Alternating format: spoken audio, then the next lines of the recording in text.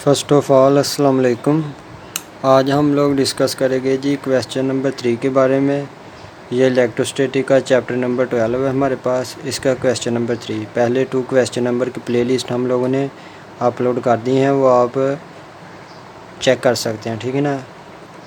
आज हमारे पास question number 3, define and explain electric intensity field. हम लोगों ने इलेक्ट्रिक इंटेंसिटी या इलेक्ट्रिक फील्ड इंटेंसिटी फाइंड करना है।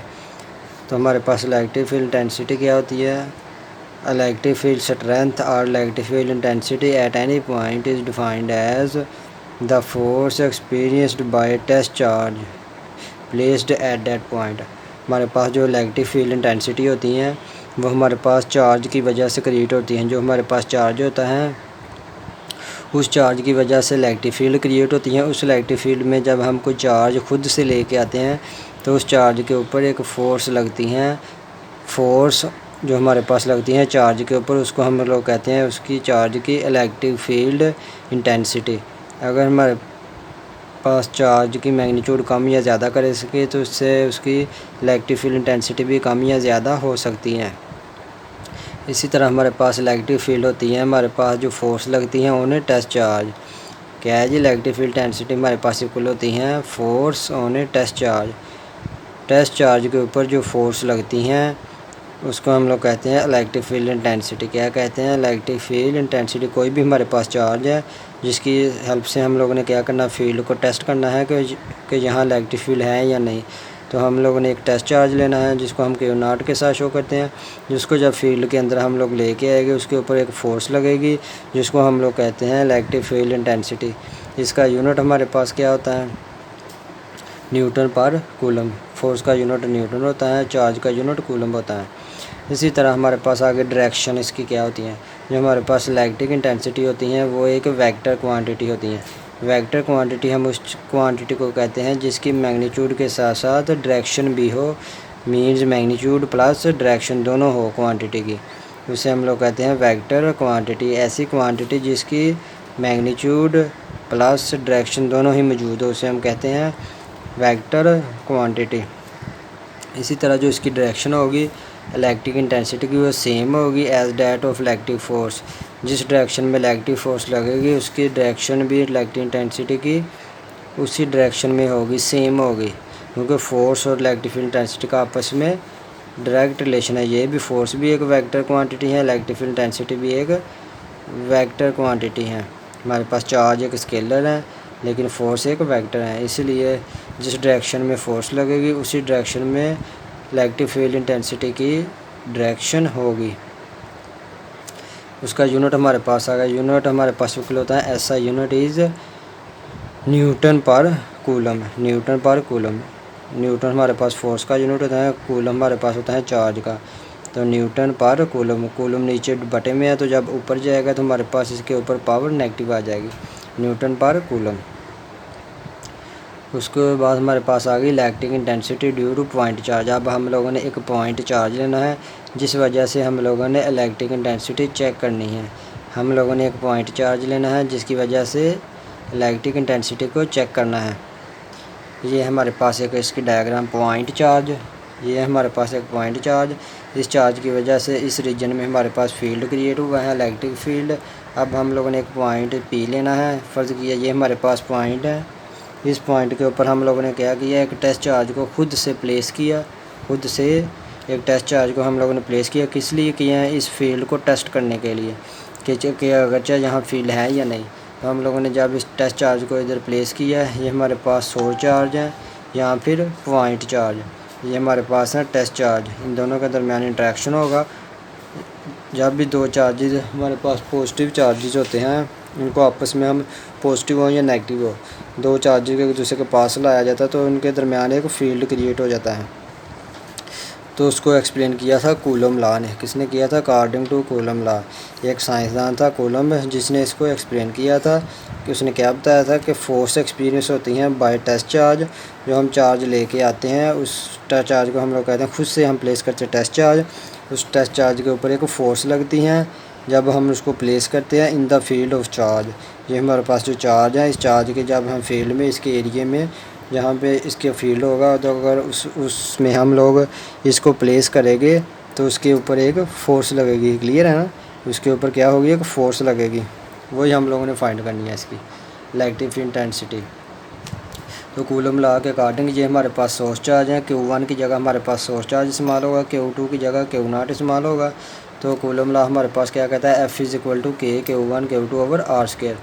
तो Q1 की जगह हमारे पास ये सोर्स चार्ज आ जाएगा, Q2 की जगह हमारे पास आ जाएगा Q0 टेस्ट चार्ज। बाकी सारी चीज़ें सेम रहेगी, बाकी तमाम फैक्टर सेम रहेंगे। K की वैल्यू 1/4πE0, Q1 की जगह सोर्स चार्ज Q2 की जगह हमारे पास test charge Q0 over R²। तो हमारे पास इलेक्ट्रिक फील्ड इंटेंसिटी का हम लोगों ने ऑलरेडी डिस्कस किया है, वो इक्वल होती हैं फोर्स पर यूनिट टेस्ट चार्ज। तो हमारे पास फोर्स की वैल्यू ये आ गई अकॉर्डिंग टू कूलम लॉ के अकॉर्डिंग। जो कूलम ने लॉ पेश किया था उसके अकॉर्डिंग इसकी वैल्यू ये आ गई। तो हमारे पास इलेक्ट्रिक फील्ड इंटेंसिटी हमारे पास इक्वल टू होती है फोर्स पर यूनिट टेस्ट चार्ज। तो फोर्स की वैल्यू ये हमारे पास इसमें हम लोगों ने प्लेस कर देनी है, तो हमारे पास इसका फाइनल रिलेशन आ जाना है। तो putting values of F, force की वैल्यू पुट कर दी है अबव इक्वेशन में। वी गेट एफ़ की जगह आ गया 1/4πE0 Q0 over R² over Q0 से कैंसिल हो गया। हमारे पास इलेक्ट्रिक फील्ड इंटेंसिटी आ गई E = 1/4πE0 Q over R²। ये हमारे पास आ गई इसकी मैग्नीट्यूड। ये हमारे पास क्या आ गई इसकी मैग्नीट्यूड। हमने क्या किया, इलेक्ट्रिक फील्ड इंटेंसिटी का फार्मूला का यूज़ किया, उसके बाद फोर्स की वैल्यू फाइंड की टेस्ट चार्ज के दरमियान और सोर्स चार्ज के दरमियान। तो उसकी वैल्यू हम लोगों ने फार्मूले में पुट कर दी फोर्स की जगह। तो हमारे पास फाइनल रिलेशन आ गया F = 1/4πE0 Q over R²। ये हमारे पास आ गई इसकी मैग्नीट्यूड फॉर्म। लेकिन आपको पता है कि इलेक्ट्रिक फील्ड इंटेंसिटी है जो एक वेक्टर क्वांटिटी है, तो इसकी हम लोगों ने डायरेक्शन भी फाइंड करनी है। तो इसलिए हम लोग इसको वेक्टर फॉर्म में भी प्लेस कर सकते हैं। क्या कर सकते हैं जी, वेक्टर फॉर्म में। इसी तरह इन्फॉर्मेशन के लिए ये पॉइंट आप लोगों ने याद रखना है MCQ के लिए। जो इलेक्ट्रिक फील्ड लाइंस होती हैं चार्ज से निकलती हैं और always normal to the surface of charge. जो चार्ज की सरफेस होती है हमेशा उसके नॉर्मल होती हैं। क्या होती हैं, नॉर्मल, हमेशा उसके नॉर्मल होगी। कोई भी हमारे पास जो चार्ज होगा उसकी सरफेस से जब इलेक्ट्रिक फील्ड लाइंस निकलेगी हमेशा उसके नॉर्मल होगी। क्या होगी, हमेशा उसके नॉर्मल होगी। ये MCQs के लिए आप लोगों ने याद रखना है, वेरी वेरी इंपॉर्टेंट। ये हमारे पास यहाँ तक रिलेशन आ गया इसकी मैग्नीट्यूड। अब आगे हम लोगों ने डिस्कस करनी है इसकी वेक्टर फॉर्म।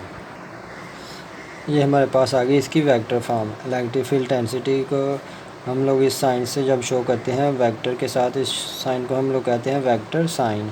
एरो के साथ जब हम शो करते हैं अबव द क्वांटिटी, तो वो हमारे पास क्वांटिटी कहलाती है वेक्टर क्वांटिटी।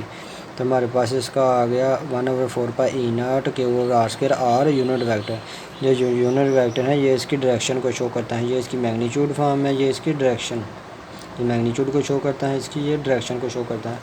और हमारे पास कहलाता है यूनिट वेक्टर। ये directed from Q to Q0। इसका मतलब है जो यूनिट वेक्टर शो करता है, जो फोर्स लगेगी वो Q लगाएगा Q0 के ऊपर। Q से Q0 की डायरेक्शन में फोर्स लगेगी। Q क्या करेगा, Q0 को एक फोर्स के साथ अपने से दूर भेजेगा। क्या करेगा, दूर भेजेगा, मीन्स उसको रिपेल करेगा, अपने पास नहीं आने देगा। जो Q0 को वो उसके ऊपर एक फोर्स लगाएगा ताकि वो मुझसे दूर चला जाए। इसकी वजह क्या है, क्योंकि दोनों के दरमियान इसके ऊपर भी पॉजिटिव चार्ज है, पॉइंट चार्ज के ऊपर टेस्ट चार्ज भी पॉजिटिव चार्ज है। तो जब हमारे पास दो पॉजिटिव चार्ज होते हैं तो वो एक दूसरे को रिपेल करते हैं, फोर्स के साथ अपने एक दूसरे से दूर भागते हैं। मीन्स एक चार्ज दूसरे चार्ज के ऊपर फोर्स लगाता है जो रिपल्सिव होती हैं उसको अपने से दूर भगाने के लिए। तो हमारे पास आर यूनिट वेक्टर क्या है, इसकी डायरेक्शन को शो करता है। Q0 के ऊपर फोर्स लगाएगा, कौन सी फोर्स, रिपल्सिव फोर्स। ये हमारे पास इसकी डायग्राम है। हम लोगों ने टेस्ट चार्ज इसको चाहे यहाँ प्लेस करें, पूरी सरफेस के ऊपर हम लोगों ने टेस्ट चार्ज का इस्तेमाल किया है।